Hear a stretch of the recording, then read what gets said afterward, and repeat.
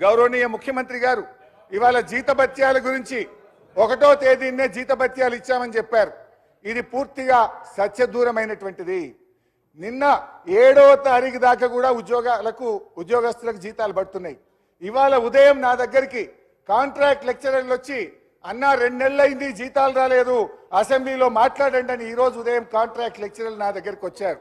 ఈ రాష్ట్రంలో 12,660 ఈజీఎస్ ఉద్యోగులకు ఇవాళకి జీతం బల్లే, వేలాది మంది ఐకేపీ ఉద్యోగులకు వివోఏలకు ఇవాళటి వరకు జీతం బల్లే, హాస్పిటళ్లలో అవుట్ సోర్సింగ్ ఉద్యోగులకు 2 నెలలుగా వేతనాలు లేనటువంటి పరిస్థితి, విద్యాశాఖలో సర్వశిక్ష అభియాన్లో ఇప్పటి వరకు ఉద్యోగస్తులకు జీతాలు రాని పరిస్థితి.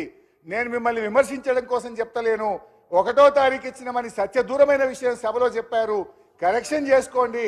మీరు 1వ తారీఖు ఇవ్వలేదు, 6, 7వ తారీఖు దాకా ఇచ్చారు. ఇంకా రానటువంటి వాళ్ళు